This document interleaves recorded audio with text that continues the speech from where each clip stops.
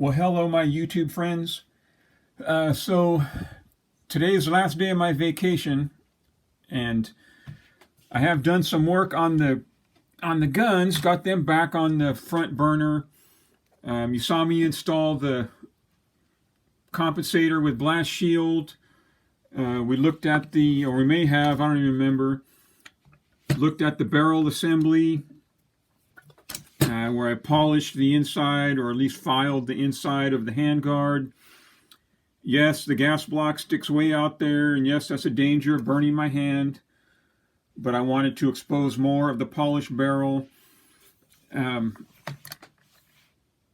ordered the lower receiver in the white because I wanted it to appear to be a ghost gun, right? I wanted it from a distance for it to look like an 80% lower. I just got a random buttstock on it. I want to get a nicer one than that, but the whole time I've had this, I've never had any sights for it. I just picked up these pop-up sights or mag pulls, so I got to take this up to the range and get those dialed in till I can figure out what scope I want to put on it. Okay, and move this. And this gun, it's been such a long time since I shot it, and you've kind of seen part of it, maybe. Okay, it's got the 458 upper from Wilson Combat. You saw me put the buttstock on it. It has a spikes, tungsten buffer in it. The Wilson Combat upper comes with an extra power spring. I just got this installed. You saw that. So I want to try it out. I haven't fired it with the new trigger yet, and I haven't fired it at all in a while.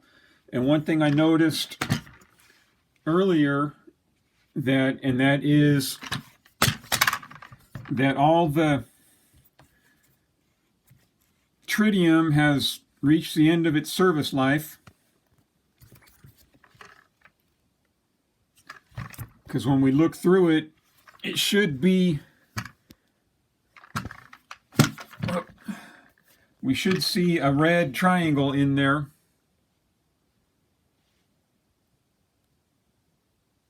Well, kind of, sort of. Do I have all the, oh no, no wonder. Okay, so let's finish blocking that. So there's no more ambient light coming in through the, and you can see, so there's the sight post, and no red glowing in it. You should be able to see that, but we don't. So the tritium's dead. I saw another video, someone was talking about that. You can have those recharged. I guess it costs about $100. So I'm going to take it out, put some rounds through it, and then see about getting this scope recharged. And my other one's dead also. Both my AccuPoints have lost all their night firing. But I got to get going. Hold on, I'll show you the targets. And because these are registered assault weapons in the state of California, yeah, I know, a bunch of people would never register their guns. But be that as it may, they are registered assault weapons. They have to travel in a locked case. I checked with the California DOJ one time about traveling out of state and coming back into the state with registered assault weapons, and it is permitted. So if I ever wanted to go to Arizona and train with them, or you can bring them back into the state legally. So all right, I'm still trying to get out of here. Okay, this is going to be my target setup for the day. This is a piece of 1-inch thick plexiglass. It shatters. It doesn't hold together at all. These are both 1/2-inch flat stock. You can see that's about 6 by 6, and that one's 4-inch by whatever.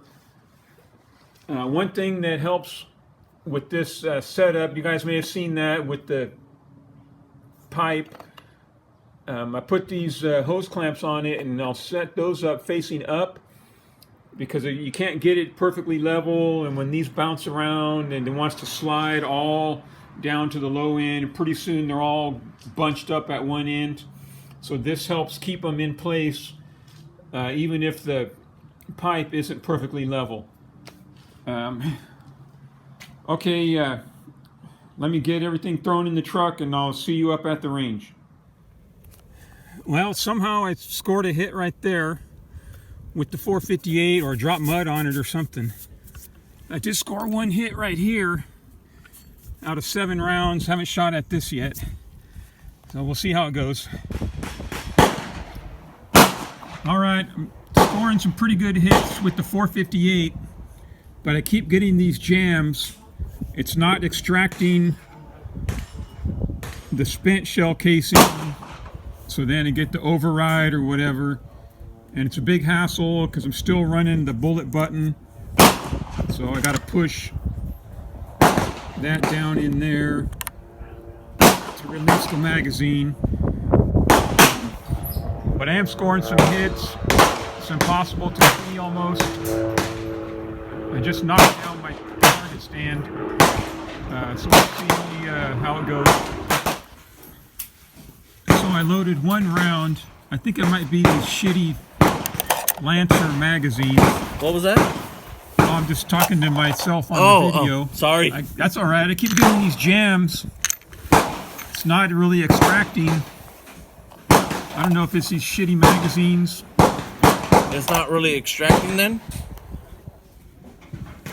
All right, well, the range Nazi heard me talking to myself, and he came over to see what the problem was. And earlier today, he was picking up the cases for me that were getting ejected. So I showed him what it was doing. He goes, well, check your bolt carrier. Your extractor could be broken. And he was right. Let me zoom in.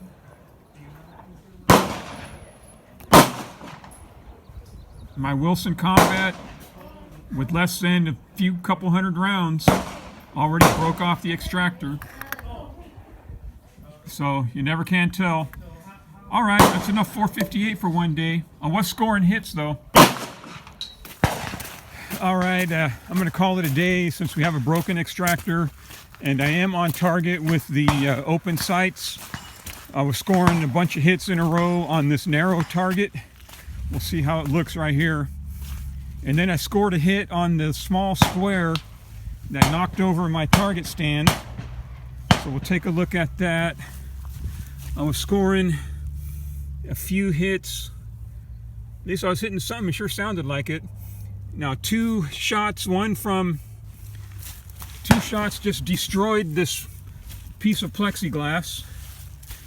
1 shot knocked it down, and then this had fallen down, so I took another shot while it was laying on the ground and hit it again. So I'm definitely scoring hits with the 458.